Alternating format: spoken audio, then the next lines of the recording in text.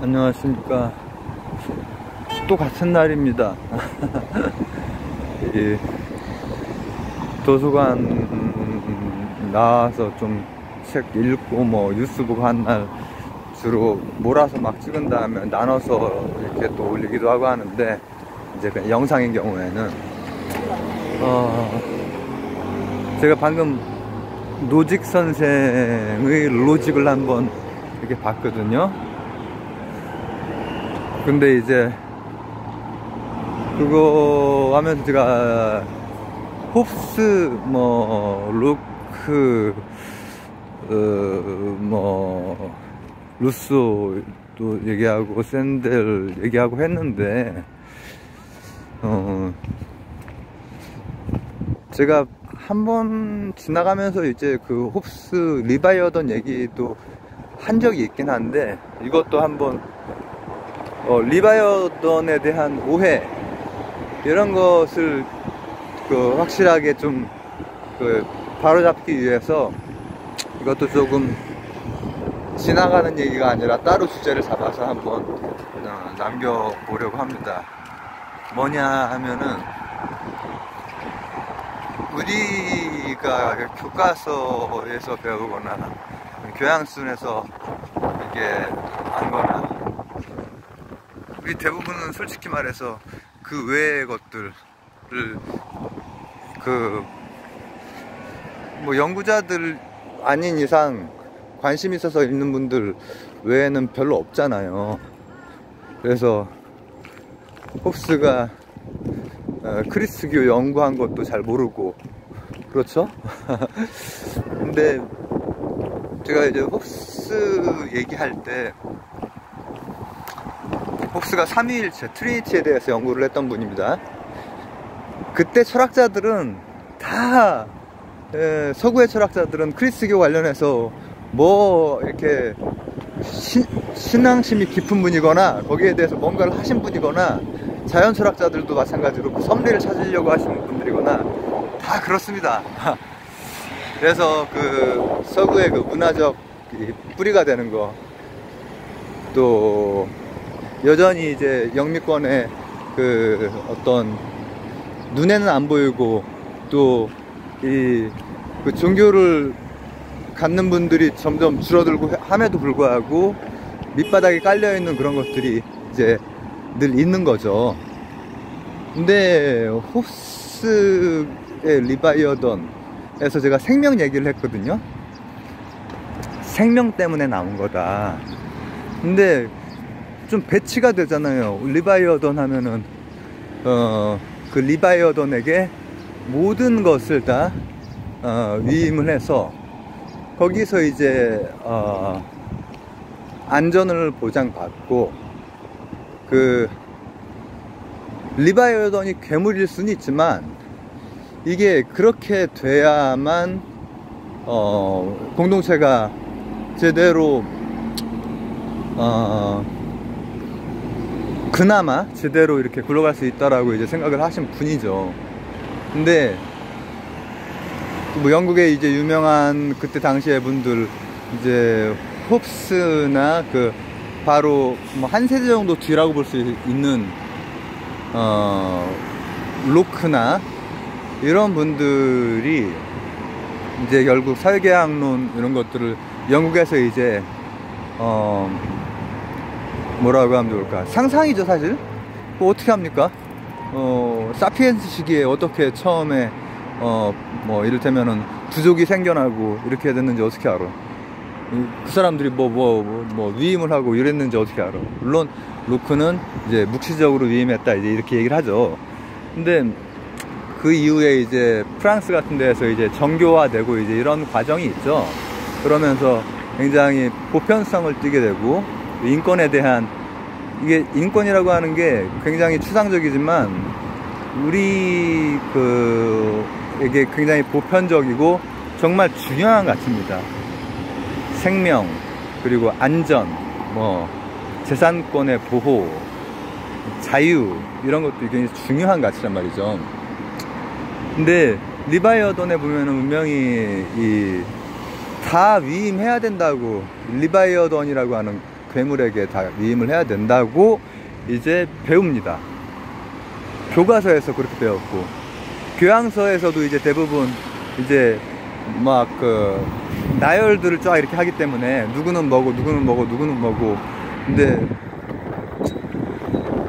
일반인들 대부분은 뭐 관심 있어서, 철학에 관심 있어서 이렇게 하거나, 아니면 그거 뭐 공부를 하시는 분, 전공을 하시는 분, 연구자들 분 외에는, 그러면은 홉스가 생명을 정말로 생명권을 그렇게 중시했던 사람이냐. 홉스 홉스 이렇게 초상화 그려져 있고 홉스에 대해서 나와 있는 그 설명 보면은 리바이어던 말했던 조금 사회계약설의 시초라고는 볼 수 있지만은 결이 다른데, 로크랑 루소랑 이렇게 생각을 하실 수가 있잖아요. 근데 리바이어던이 필요하다고 생각했던 것은, 그때 당시 영국이 이제 혁명기, 프랑스의 혁명보다 영국의 혁명은 이제 뭐 1세기 이상 빠르다고 볼 수가 있고, 진행 과정 같은 경우에도 프랑스가 뭐 예를 들어서 뭐 200년 뭐 갔다 하면은, 이제 영국은 한 50년 100년 만에 어느 정도 좀 자리를 잡았단 말이죠.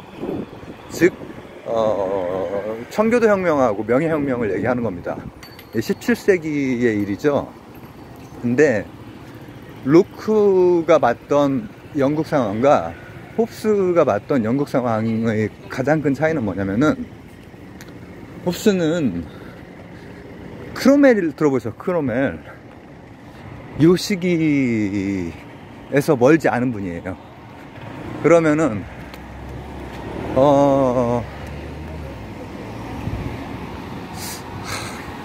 어쨌든 역사책 교과서나 이런 데에서 쓰여 있는 거보다 훨씬 더 처참한 일들이 이제 그때 되게 많이 일어나요. 많은 생명이 정말 파리 목숨 같은 그런 상황, 그런 사회, 그런 공동체, 그런 영국에서 살았던 분이에요. 거기 그 시기, 그리고 그 시기 가깝게 살았던 분이에요. 그러나 그로부터 몇십 년 후에는 이제 명예혁명이라고 하는 게 이제 그렇게 생명이 파리 목숨처럼 되는 그런 상황에서는 조금 벗어난 그런 이제 거란 말이죠.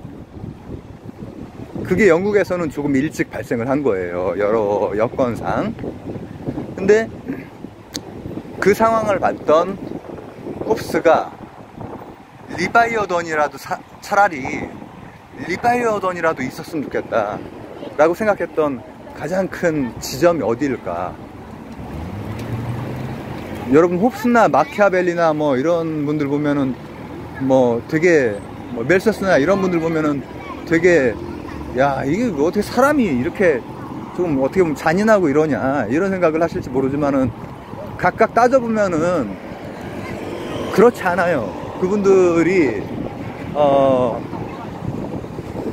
가지고 있는, 뭐라고 하면 좋을까, 세상을 보는 관점, 사람을 보는 관점이 꼭 그렇지만은 않다, 이걸 먼저 말씀을 드리고, 그 당시에 그냥 생명이라고 하는 거는 다 파리 목숨들입니다. 이 어떤 정세 변화에 따라서 그냥 죽어야 되면 죽는 거고, 누가 그러더만 군인은 죽기 위해서 훈련받은 뭐 그거라고. 그런 또라이 같은 소리를 하고 있어, 지휘관이. 근데 아무튼 자, 근데 사람이 이렇게 막 죽어서 되겠느냐. 차라리 리바이어던에게 계약을 하고 맡기자. 그 맡기는 리바이어던은 괴물일 수 있다. 왜냐하면은 강제력을 가지고 있고, 아까 얘기했던 그 길드에서 더 나간 강제력이 되는 거죠. 그리고 이제 공적 영역에서의 깡패가 되는 겁니다. 사실 가장 큰 깡패지만 절차, 그리고 공정, 그리고 정의, 요거를 그래도 조금이나마 거기에 부합하면 되는 거잖아. 그죠? 거기에 부합하면은 이제 그래도 국가가 리바이어던이라고 해도 우리가 끄떡일 수 있고, 그리고 국가에 대해서 어떤 애국심 가질 수 있고 충성할 수 있고 이런 거 아닙니까? 근데 리바이어던이 한 말 중에서 되게 중요한 말 하나가 빠져 있어. 늘 리바이어던이 내 생명을 파리 목숨처럼 여길 때, 그렇게 앗아가려고 할 때는 그거에 대한 저항은 너무나 자연스러운 일이다 라고 홉스 선생이 확실하게 얘기를 했어요.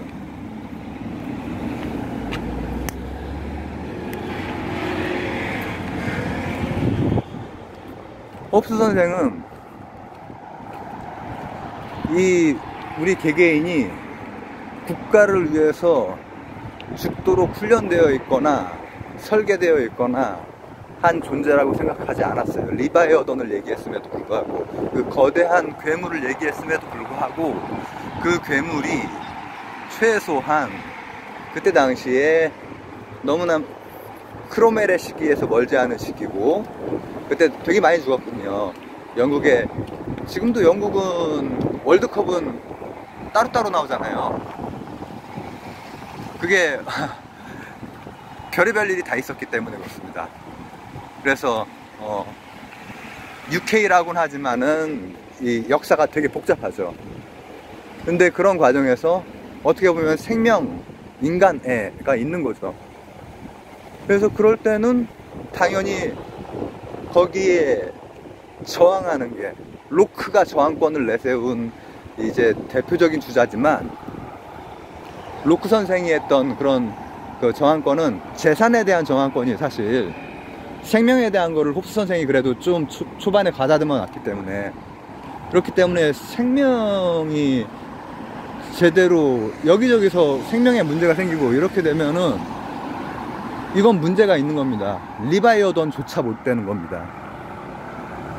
제가 그래서 아까 홉스 선생 얘기할 때 리바이어던 얘기를 한 것이고요. 그리고 생명 얘기를 한 것이고, 그러니까 리바이어던하고 생명하고는 좀 안 맞는 것 같아. 리바이어던 안에 속해버리면은 모든 걸 다 위임했기 때문에 죽으라면 죽어야 되는 존재 같아. 근데 홉스 선생이 실제로 한 말은 그게 아니란 말이지. 리바이어던이라도 있어서 생명을 좀 지켜줬으면. 그때는 생명이 중요해. 생명이. 중세를 거치고 나서 이제 근대가 됐어. 근데 중세의 어떤 여러 가지 생명을 마음대로 뺏거나 재산을 마음대로 뺏거나 자유를 억압하거나 이런 것들은 여전히 남아있고, 그리고 혁명 과정에서, 청구교도 혁명에서 너무 많은 사람들이 학살당합니다. 근데 생명을 만약에 파리 목숨처럼 여긴다, 그때는 저항하는 게, 거기에 대해서 저항하는 것이 너무나 자연스러운 일이다, 이렇게 얘기하셨다는 거죠. 로크가 말했던 그 저항권이 조금 더 넓은 범위이고 더 명시적이고, 또 사실 뭐에 대한 저항이냐라고 했을 때 재산권이라고 하는 것, 그때 당시에 이 철학이 됐건 뭐 역사가 됐건 그 안에 구체적인, 예를 들어서 경제적인 상황이나 이런 것들이 다 그 안에 녹아 있는 거잖아요. 그리고 거기에서 이제 그거 간신히 뒤따라가면서 철학도 나오고 뭐도 나오고 하는데,